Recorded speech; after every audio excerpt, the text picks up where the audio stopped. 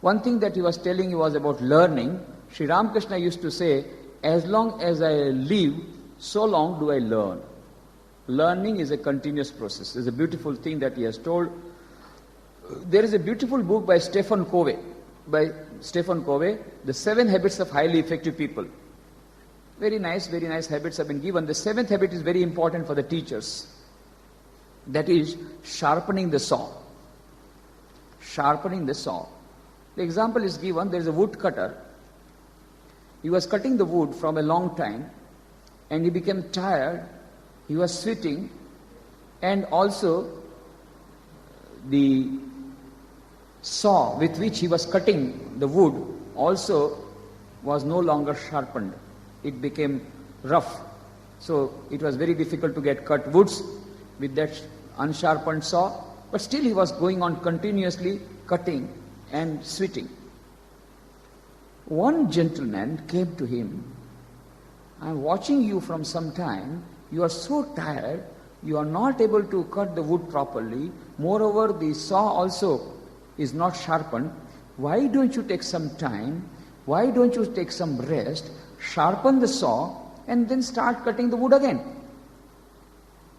The woodcutter said, he gave the same reply as we give when we are given advice on keeping on learning, reading good books, meditation, prayer, sparing some time for your self-development and for improving your knowledge skill as well as the other skills.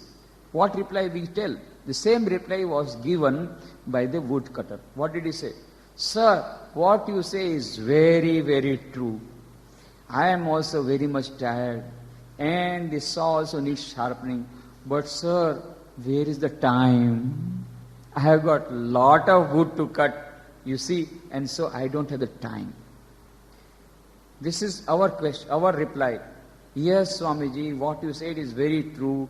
We must keep abreast with the latest knowledge because our students are getting latest knowledge from the TV channels and so we become outdated. So we must keep abreast with the latest knowledge, information, and we must also meditate regularly. We must also pray regularly.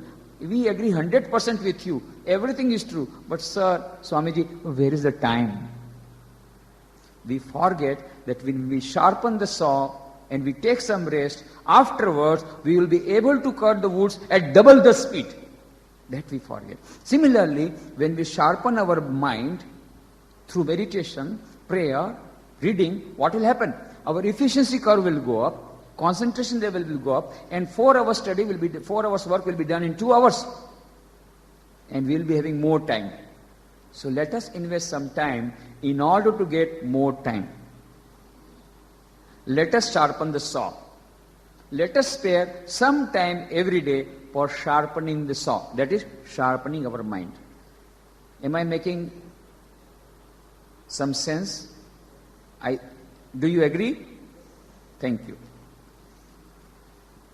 Swamiji, you said there is a meditation room in all public places and abroad. We would like to have meditation room in our school. Very nice idea. Meditation room in school, very nice idea. Can you kindly spot an appropriate place in our school campus for having one so that we can always have happiness to bring the equation A is equal to B, B is equal to C, C is equal to D, D is equal to E, and therefore A is equal to E, practically true. Yes. So then you can always remember during meditation that how great I am. I am a teacher. So that's a very good suggestion. I think the organizers will take your suggestion and let us see what happens. I agree with the suggestion. Respect to Swamiji, you said that people read the gospel of Sri Ramakrishna and stop committing suicide. But definitely you agree that those people are driven by the same decision to be the extent of committing suicide, that much distress fell on them. Yes, I agree. Otherwise, who will commit suicide? Nobody wants to die. Even those who want to commit suicide, they also don't want to die. They are committing suicide because they are suffering. And when the cause of suffering is removed, I asked a girl, why do you want to commit suicide? Because my father is not allowing me to marry that boy. Second day, the father allowed her to marry. Then I said, why don't you commit suicide? I don't want to commit suicide. That is only because he was not allowing me to marry that boy.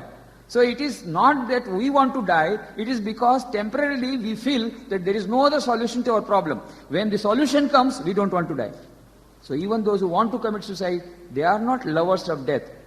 Only they feel that because their problem is not solved and there is no other way of solving the problem and of removing their suffering, and the happiness level has come down to zero, and without happiness nobody can live.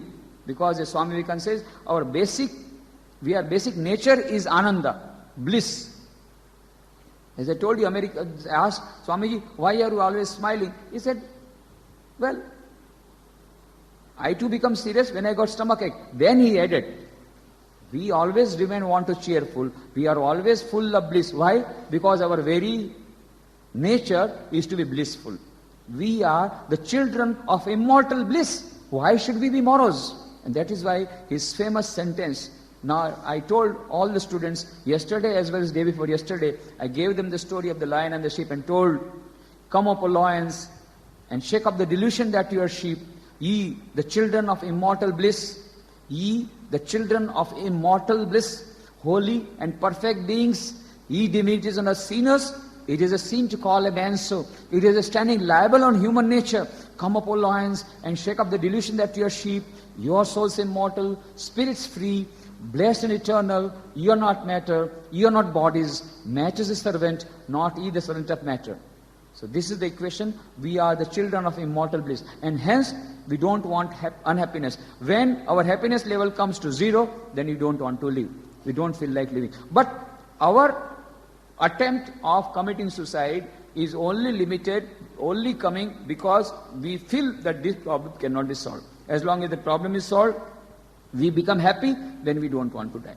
So what you are saying is that they must have come down to a very distressed level where their happiness became zero, and so they wanted to commit suicide. I agree with you. But one thing I do not agree. We may read such books and console ourselves and try to lead a life, but why to lead a life with some consolation when life has become meaningless for a person? This is exactly why you should read the book.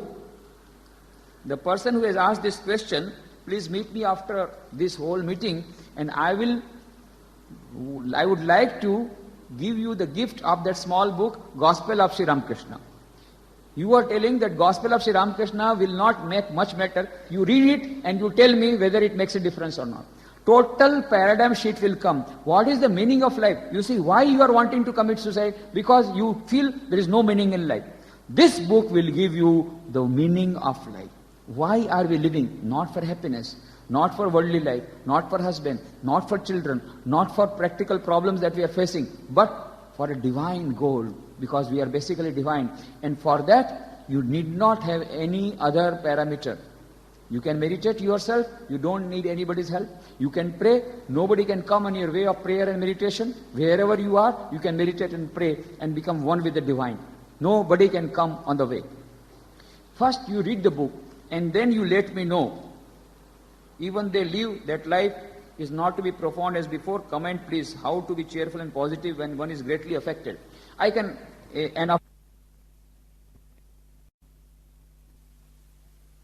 come to the bottommost part of their life when they thought that it is no longer possible for them to live.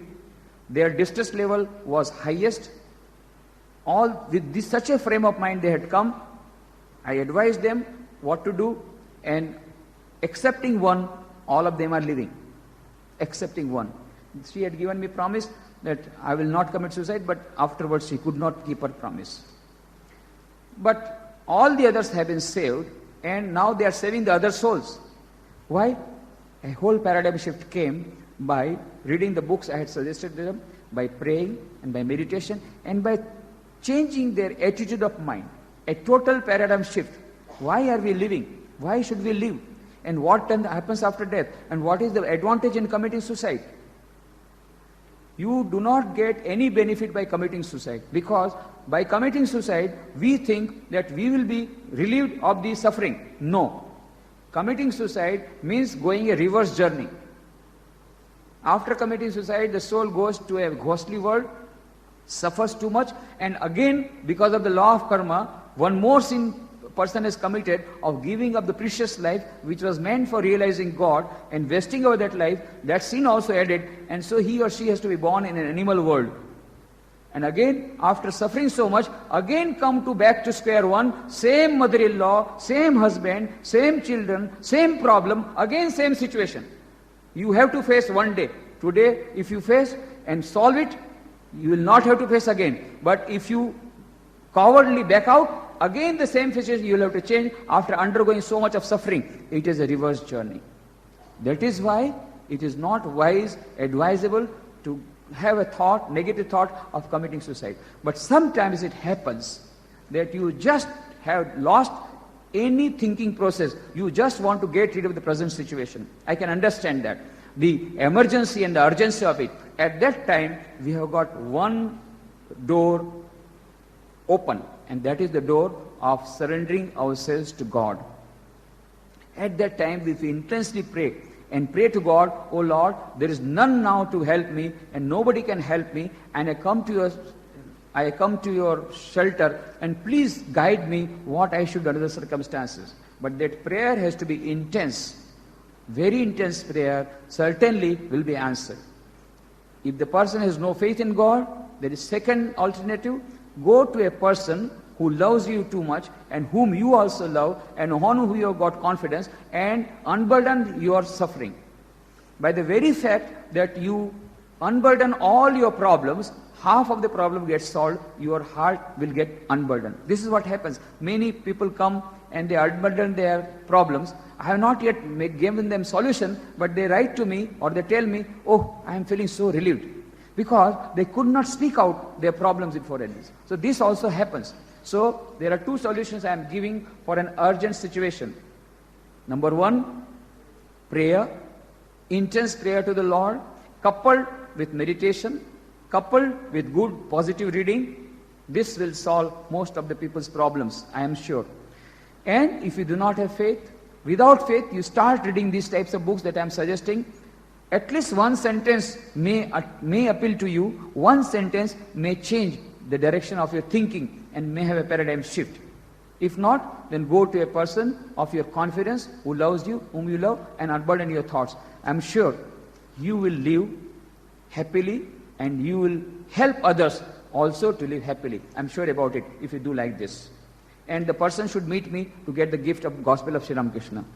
But he or she has to again write to me that he or she is alive, number one. That itself will be the proof that the book has been very beneficial. And second, how much it has helped. So one more case example is added into my diary. Act according to the dictates of your conscience. Do in Rome as Romans do. You should be worldly wise. Which I have to follow? Very nice question. Both, my Lord. You know the joke of both, my Lord. So both, my Lord. Now, I can understand the predicament, the dilemma that comes. Swami Turiyananji was a brother disciple of Swami Vivekananda. He was in Shanti Ashrama in America, and one disciple, American disciple, came and said, "It's very difficult to adjust with so many different types of temperaments, and I'm at my sea's end. What to do? To adjust with others and live with others, there's a different community and all from different cultures and different backgrounds, very difficult." So he gave a golden rule.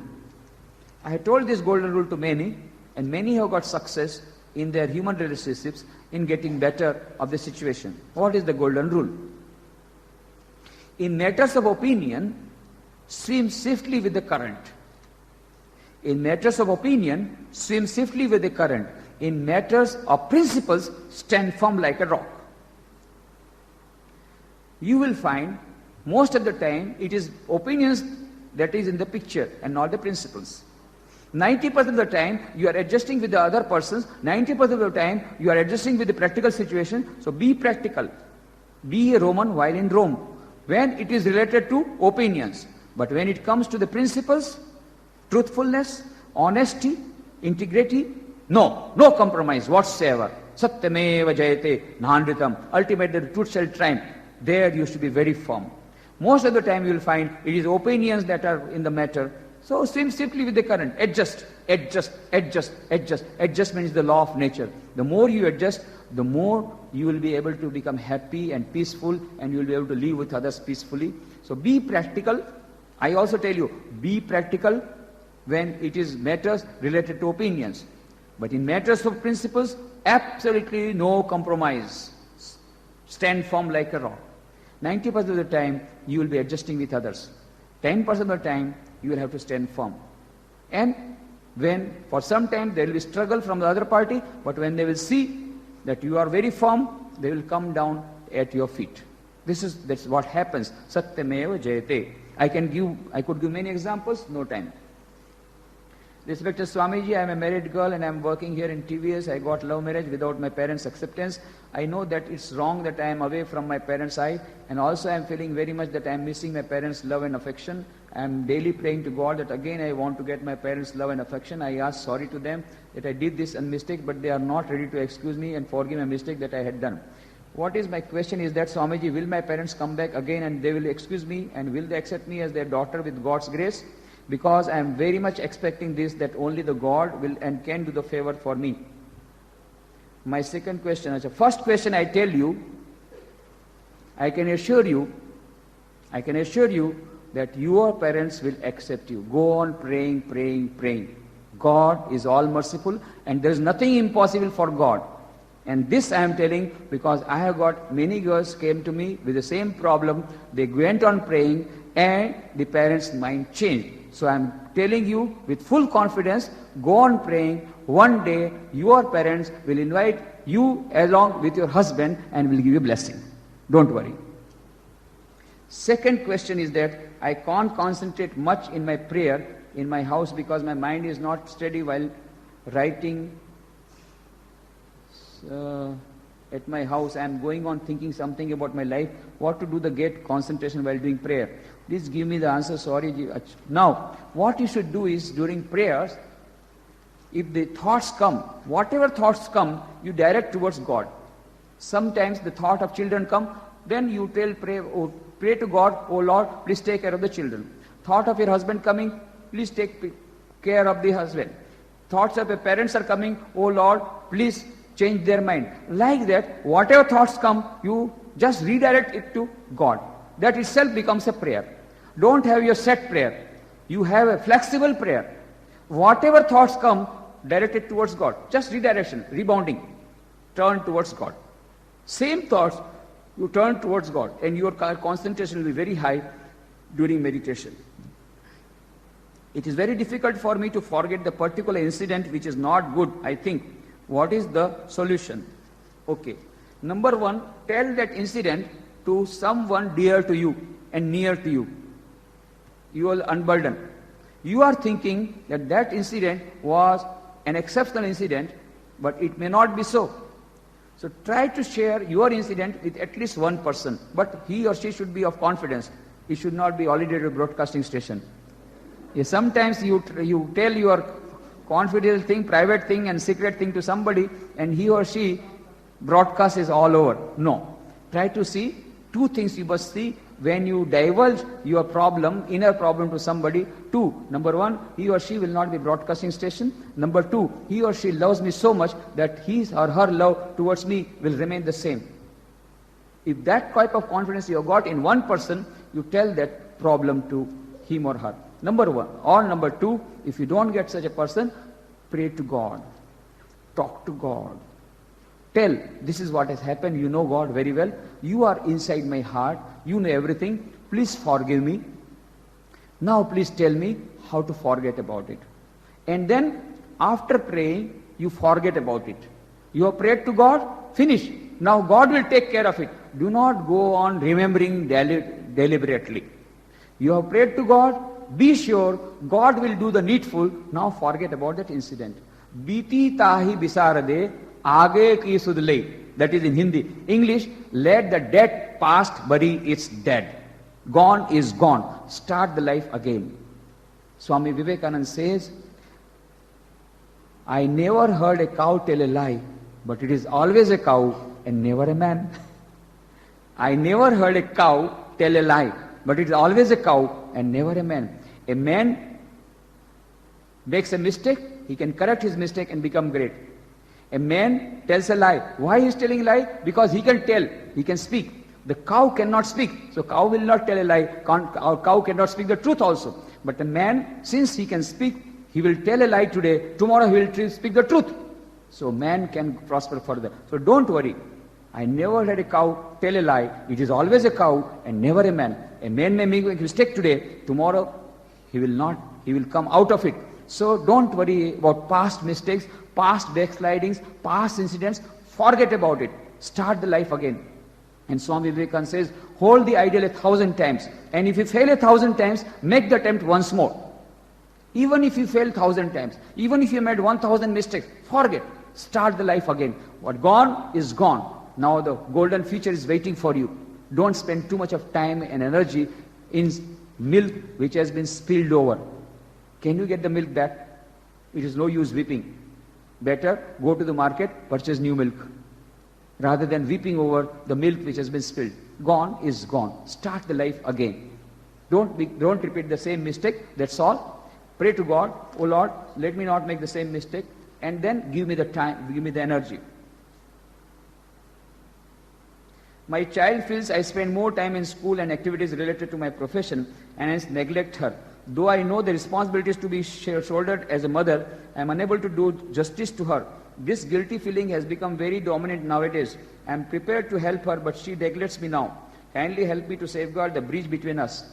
Very good question. This is a practical question. Many teachers have got this problem. I know. They talk to me. Many teachers are friendly with me. So many lady teachers, they know. I know them. They have got this problem. It's very difficult for the lady teachers to have balance between all this. Family life. If you neglect the family life, then if you do more sincere in school, then family will scold you. And if you go more sincere in home, principal will scold you. Where to go? For the lady teachers, problem is too much. So to keep a balance between all this is very difficult. Very difficult. Particularly for a lady teacher. I really salute the lady teachers more. Why? Because they have to work in so many fronts, so much of tension, so many types of problems, complexity of problems. And at home also various types of problems, mother-in-law management, husband management, children management, financial management, at the same time principal management, colleagues management, this management, both types there are problems. So I can understand how much you are suffering. I am sympathetic towards you. Now, your problem is complex, but you must remember the lady teachers, yesterday I told, in every one of you there is Meenakshi Devi sitting. Yes, Meenakshi Devi is sitting in every lady, a lady's heart. You are Jagdamba. Each and every woman is a representation of the Divine Mother. Divine Mother is sitting, but it is sleeping. She has to be awakened. She has to be awakened. Then only she will start fighting with the demons. So, that awakening will come through holistic reading, through meditation, through prayer. The divine will be awakened. So you have got infinite power, but it has to be aroused. You can do much more, I can assure you. Tremendous power is still waiting to come out. Already you are doing much work, but even more than this can come out because you have got infinite power of Jagdamba within you. Now what to do? Under this situation, you have to be practical. In order to be balancing the whole thing, perhaps what comes to my mind and what has clicked in some cases is that on holidays, Saturdays or Sunday when you have got holiday, you take your child to a special treat. Some nice food you prepare for her, very nice food that she likes, or the child, boy or girl, whatever he or she likes, you prepare nice food for him or her and take him or her to an outing. These two things if you do, whole week he or she will be silent. 1 week she will be silent. And then you explain. When he or she is angry, don't explain. Don't explain. That time you have to surrender. But when the child is in good mood, in a receptive mood, then you tell, would you like your mother to be happy? Would you like your mother to be great? Then say, no, I want my mother to. So, would you like your mother to suffer? No. You see, if I don't go to school regularly in time, my principal will scold me. Would you like me to get scolding? No. In that case, please allow me to go to the school in time. But I will be giving you on Sunday very nice dish. That is the motivation. These are all practical methods that you have to work out. I know it is very difficult, but I think you can do it because you got infinite energy. Throughout my life, I have been struggling and fighting up. I go one step up, the next minute I am the 2 steps down. Of late, I have slowly lost confidence. Will you suggest some means by which I revive my faith? Well, first of all, give up this negative thinking. Develop PMA, avoid NMA. PMA means positive mental attitude. NMA means negative mental attitude. By the very fact that you are writing this, already you are an NMA person. It shows. Why? Already you have taken for granted that I am getting 1-2 steps down. Why so? If you think that you are going down, you will go down. Sri Ramakrishna used to say, if a person says, I am weak, weak, weak, 10 times he says, he will become weak. I am a sinner, I am a sinner, I am a sinner, you will become a sinner. I am weak, I am weak, I am weak, yes, you will become weak. So have positive thought. The moment, the more you say, no, I am going down, down, yes, you will go down. Never think you are going down. Now, how to say, we are seeing that we are going down. At that time, you try to see how you are going up. Now, for every situation, there are 2 ways. Glass is half. I gave the example to the children yesterday. Develop PMA. Glass is half full of milk. NMA will say glass is half empty. PMA will say glass is half full of milk. It is the way you look at it. Similarly, you may be thinking you are going 2 steps down. But did you analyze the whole situation in how many ways you are going up? You try to see. So, you can never fall, and for anything there are 2 ways. There are some blessing in disguise. The moment one door closes, 2 doors open. So you must not have your attention on the door that has closed. On the 2 doors that has opened for you, you try to see that. That is called positive mental attitude. You have to develop this PMA, for which long effort will be required. Number 1, auto-suggestion. At night, I am becoming better.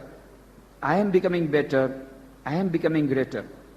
I am becoming better, I am becoming greater. Try to give this auto-suggestion at night. Second, just read 5 minutes of books of Swami Vivekananda to instill this PMA and to have this confidence. I tell this to many persons, just by reading books, how can you get confidence? Many students ask me. I said, you just experiment and then tell me. Because Rabindranath Tagore wrote a letter, told Romarola, the Nobel Prize winner, read the books of Swami Vivekananda. In him there is everything positive, nothing negative. If you want to know India, study Vivekananda. Study Vivekananda. In him there is everything positive, nothing negative. Then he started reading the books, Romarola, and became very much inspired. And in 1932, he wrote the books of Swami Vivekananda. In 1902, Swami Vivekananda, as I told you, took Mahasamadhi, 4 July 1902. After 30 years, Romarola wrote a book on Swami Vivekananda. And he wrote, his words are great music, phrases in the style of Beethoven. I cannot touch these sayings of his, scattered as they are through the pages at a 30th distance without life. But that shock will not make you unconscious. It will give you more consciousness. It will get you more awakened. It will give you more inspiration. So read the books of Swami Vivekananda. So many people have got benefit. Just 5 minutes while gliding into sleep, some positive thoughts, all full of positive thoughts, small book that will be given to you. You can read that book, Thoughts of Power, Call to the Nation, any small book, you start reading. And you will find gradually your mind is now thinking of the other side also. At present, it is thinking of negative side also. Door is closed, door is closed, door is closed. Door is open, another door open, another door open. Same situation will have 2 doors, one closed door, one open door. Any new situation, try to see the open door rather than the closed door. What do you think is more important, a person being human or divine? Well, why do you make a difference between the 2? Unless and until a person becomes human, he cannot become divine. He cannot become divine. First become, that's why our Swamiji used to say, first be a gentleman, then think of becoming divine. First be a human being, human concern, You must have a humanistic approach. If you cannot become an ordinary human being, how are you going to become a divine man? Divine man, once person becomes divine, automatically human qualities will come into you. It is superhuman quality will come to you. But that qualities or superhuman qualities are not against human qualities. They are much better than human qualities. So you cannot become divine without becoming human. Don't think these are two watertight compartments or North Pole and South Pole. Through the human is the way to divine. First human, then divine. First become a gentleman, then become a spiritual person. First become unselfish in your life, then only you can become a spiritual person. That is why Swami Vivekananda said, he was asked, what is the test of religion? We can have thermometer to test what is the temperature. We have barometer to test how much is the pressure. Is there any thermometer to know how much religious one is? No thermometer. But Swami Vivekananda gives a test. Unselfishness is the test of religion. Are you becoming unselfishness? That is most important.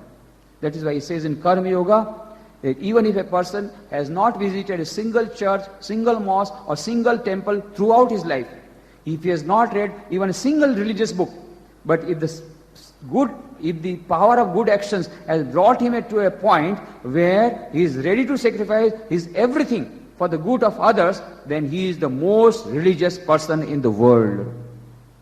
Just imagine. Only Swami Vivekananda can say that. Even if a person has not entered a single time into a church, mosque or a temple, and he has not maintained any religious form, and he has not read any religious book, no other ritual he has performed, but by the very simple facts of the power of good actions, he has come to a point where he is ready to sacrifice everything for the good of humanity. Well, he is the most religious person. So first become human, then automatically will lead towards divine. Unselfishness is the test of religion. We find in this materialistic world people with righteous minds suffer great pains, but people with evil thoughts and actions are blessed with all goodness and lead a peaceful life. Why is it so? Very good question. Very good question. Law of karma is supreme in this mental world. Whether you believe it or not. Just as in the physical world, law of gravitation is very supreme, in the mental world, law of karma is supreme. As you sow, so you reap. If you do a good action, you will get good result. If you do a bad action, you will get bad result. If you plant a mango tree, you will get mango. If you plant a tamarind tree, you will find tamarind. But sometimes people come to me and Swamiji, you are a liar. I planted a mango tree yesterday and today I got tamarind. I did a good action. I was honest. My father was honest. He's not having even a motorcycle, and my father's colleague, same, he is working in the same office, he is driving a car. All sorts of corruption he is doing and he is enjoying. Where is your law of karma? One who was honest is suffering. One who was not honest is enjoying. I tell them, wait. When did you plant the mango tree? Yesterday. You will certainly get the mango, but not today. After 10 years. And this tamarind today you are getting is what you had planted 10 years back. So sometimes it takes time for the fruit to ripen. It takes time for a karma to ripen. Wait. Law of karma is supreme. It will come. If you do a good action, you will get the result today, tomorrow or day after. It has to come. If you do a bad action, it is come today, tomorrow or day after. It has to come. But only thing what happens, we see only the current account.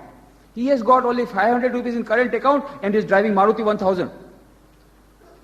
And this fellow has 5,000 rupees in his current account and the poor fellow is driving Kinetic. I tell them, but you see only the current account. Did you see his fixed deposits?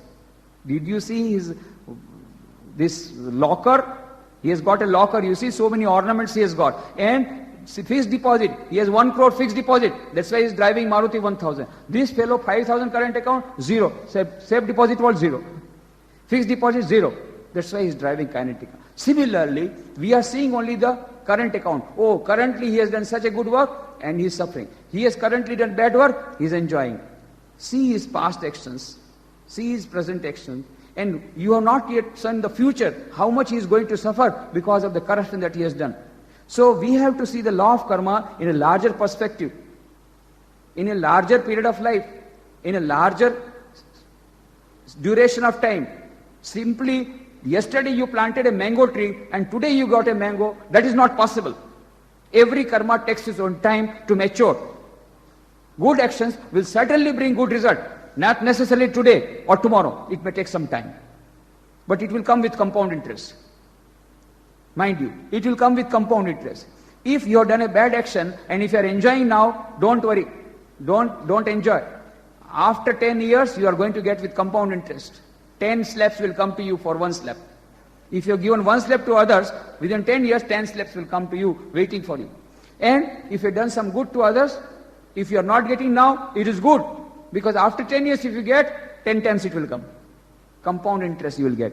So, earlier you get the result of a good action, the bad action, good. The later you get the result of a good action, good, because you will get with compound interest. The law of karma is supreme. Whether you believe it or not, it will act. So, Dr. Atreya, good example he gave when he came to Rajkot. When he came to Rajkot, we were speaking our management seminar, he gave a good example. You see, a person went to the top floor of the building. And then he said, I don't believe in the law of gravitation. And he jumped.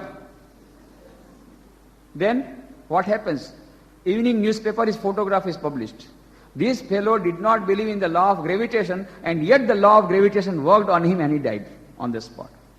Similarly, whether you believe it or not, the law of karma will act. Stephen Covey, I give you the name of the book, 7 Habits of Highly Effective People. There he gives a good example. A ship was going, and somebody told the captain, there is another light coming from the other side. It seems there is a ship coming. So immediately the captain gave the order on wireless message. Please move your ship by 20 degrees, otherwise it will collide. And the message came on wireless from the other side, please move your ship by 20 degrees. Now the captain was very much angry, and he again sent the message, I am the captain of the ship commanding you to move your ship. Who is at the other end?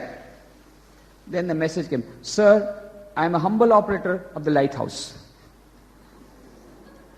If you don't move your ship, well, I don't mind. I don't mind.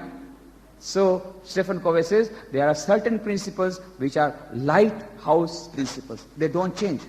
They don't change. If you don't believe, whether you believe it or not, these principles will work. The law of gravitation will act on you whether you believe it or not. The law of karma will act on you whether you believe it or not. It will act. But not necessarily in the form of money. If somebody is honest, it may be possible that he may not get more money, but he may get peace of mind. The other person who might be dishonest, who might have done corruption, may have 2 cars, 3 cars, but his son might die in an accident in that new car. It may happen. Car will be there, but it will be the killer car killing his own son and the only son. It may happen. Outwardly it may seem, oh, how happy is he, he has got 3 cars, but you don't know his only son has died. You don't know his daughter has got cancer. You don't know his wife has become mad. You don't know sitting here. Go inside, probe into the person whom you think is enjoying even after corruption. Never, never, never. Within 10 years you will find he is in Tihar jail. But you have to wait. They have to come to the end. It has to mature. The karma has to mature. But they will get with compound interest. Everybody gets the karma compound. So, whether you believe it or not, the law of karma will act. But you see a larger span of time. Then the things will become clear to you. Already I have exceeded my time. So there are so many things. While leading a normal life, how can we lead a holistic life? What are the basic things that are sufficient for leading a holistic life? Holistic life means only one thing, change of attitude of mind. Everything is holy and everything is one. The Vedanta says it is a holistic universe. In each and every human being there is a divine soul. To give respect to all. Give respect to all, to the students, to the teachers, to the parents, everyone, whomsoever you meet, driver, fourth class staff, each and every one you treat, he is a representative of God, she is a representative of Goddess. This feeling has to be inculcated in our human relationships, that is holistic life, and also living a holistic life means a spiritual life of prayer, meditation, and converting work into worship. And that is possible for each and every one. How to control anger and disappointments?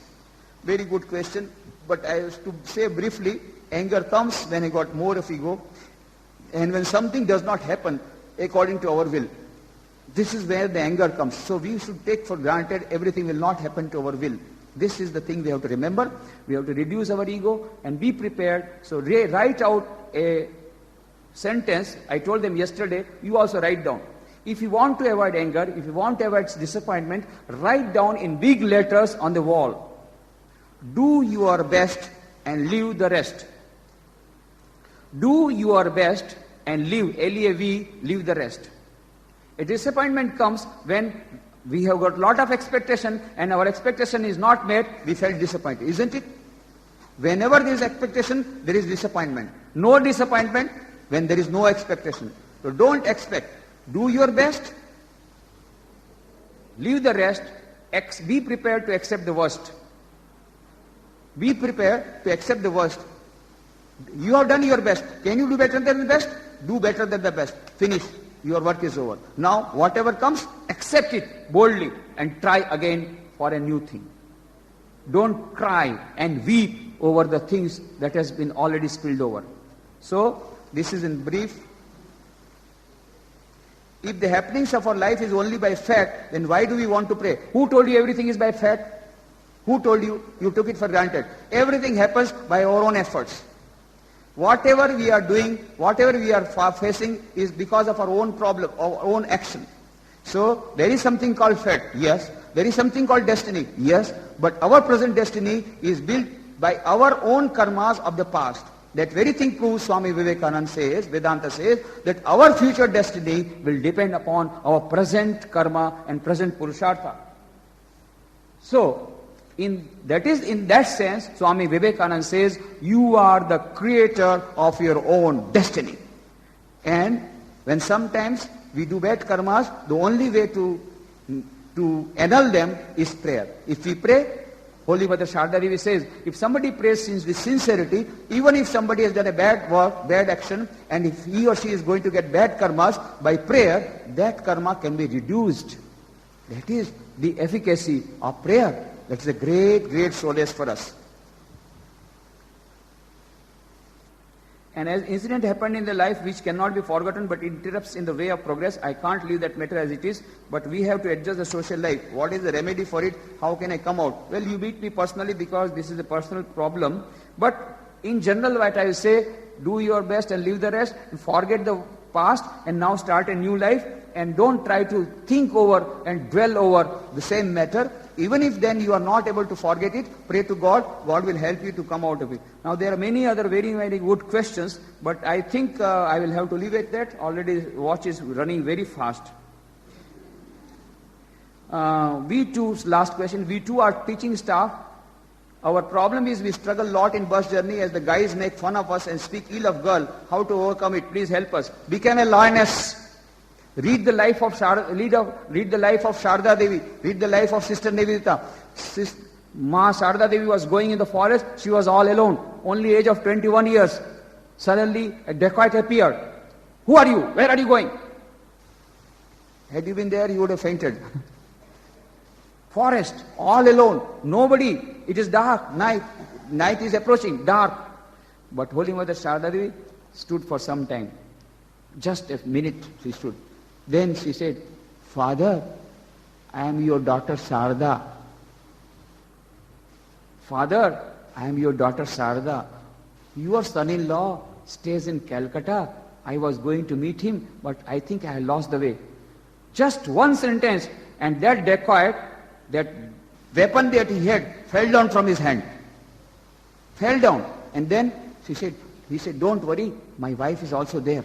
And then wife came, and Sharda Devi caught hold of the wife of the decorator. Oh mother, it's nice that you come, it's good that you came. Your son-in-law is in Dakshineshwar, and I was going to meet him, but I lost the way. It's good that father and you came. I am relieved and have been saved. Now, the persons who had come to kill her became the saviors. And then the wife said, what are you doing? You are standing like this. Go. My daughter has been walking such a long distance. She is tired. Go and fetch some food for her. She became a mother, and she dictated her husband, and then they just treated her like daughter, and they took care of her, and then they went all the way to Dakshineshwar to leave her there, and then they maintained relationship of a son-in-law with Ramakrishna, and Ramakrishna also gave them gift. Sharda Devi conquered the heart of a dacoit just by her holistic approach. Everything is God. Make the whole world your own. That is the last message of Sharda Devi. Yesterday I told them, Holy Mother's last message. If you want peace of mind, do not look at the faults of others. Rather try to see your own faults. No one is a stranger, my child. Everyone is your own. Try to make everyone your own. Try to have a holistic approach. Try to approach those persons. Why, dear friends, my dear brothers, why are you doing like this? Don't you have sisters and mothers at home? Try to have lovingly told them, and you see, it affects us, it hurts us. Give them a small book of Holy Mother Sharda Devi, they will be conquered. Let them read. But even after that, if they don't come round, then become a lioness, become Nivedita, and then nice beating. Become Jhansi Ki Rani. So first, holistic approach. If not, it doesn't work, then become Jhansi Ki Rani and give them a nice prasad of your hand. Become Meenakshi Devi, become Durga Devi. Let them see Durga Roop also. So this is what you have to do in practical field. First, win through love. If not, then the second, sometimes practical, you have to be practical. And you have to hold the prayer. So there are many good questions. I am very sorry. I'll have to leave them. Watch has run very fast. So, but I am very happy. Now, the questions that I could not answer, please meet me after this whole thing is over. I'll certainly give you the reply of the questions.